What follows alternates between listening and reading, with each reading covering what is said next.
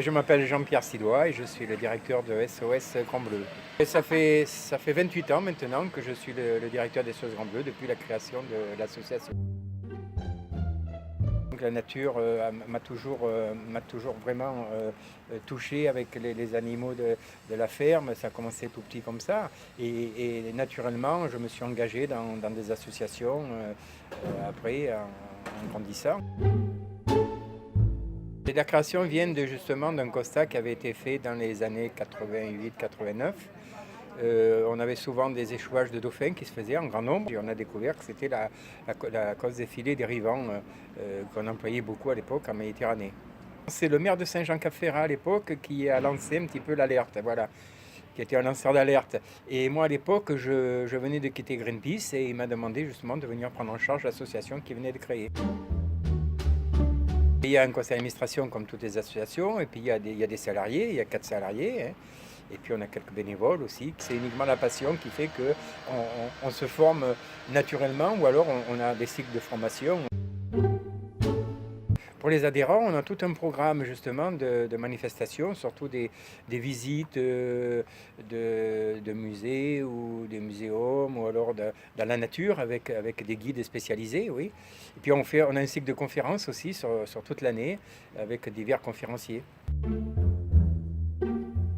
Nous amenons le public les week-ends à la découverte des cétacés, et puis la semaine, ce sont des classes de mer qu'on organise sur notre bateau. Donc c'est notre moyen principal justement de faire découvrir la nature et les cétacés. On est tout à fait contre la captivité, hein, et c'est pour ça que nous on a une alternative puisqu'on amène les gens voir les dauphins dans leur milieu naturel pour beaucoup moins cher. On fait des nettoyages de fonds marins aussi tous les ans.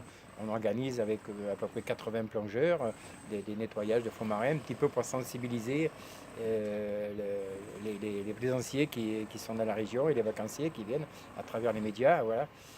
Parce que chaque année, il y en a beaucoup de télévisions qui participent justement à ces opérations.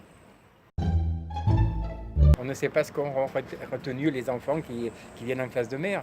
Par contre, on a un impact juridique, tous les procès que nous avons gagnés, et nous avons fait avancer pas mal les lois dans certains domaines.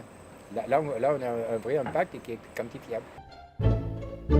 On communique beaucoup et c'est obligé, parce que c'est le seul moyen de faire connaître nos actions et surtout pour sensibiliser les gens, c'est la communication, hein.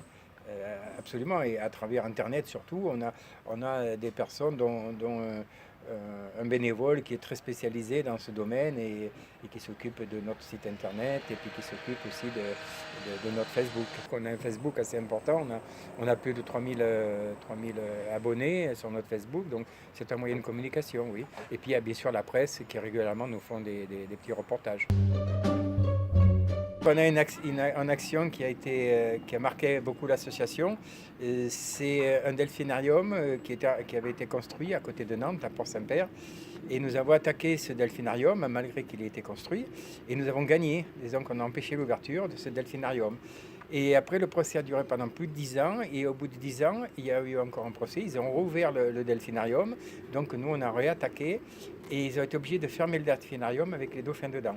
Malheureusement, un an après, la justice nous a donné tort et ils ont ouvert définitivement. Donc c'est quand même un procès qui nous a beaucoup marqué. Les projets futurs, non, c'est surtout la continuation de tout ce qu'on a engagé parce qu'on a beaucoup d'activités et on n'a pas le personnel pour développer de nombreuses autres activités. Le message que je pourrais donner, c'est qu'on prenne conscience un petit peu des problèmes environnementaux actuellement qu'il y a sur la Terre. Et chacun, à son niveau, peut justement faire quelque chose pour la planète.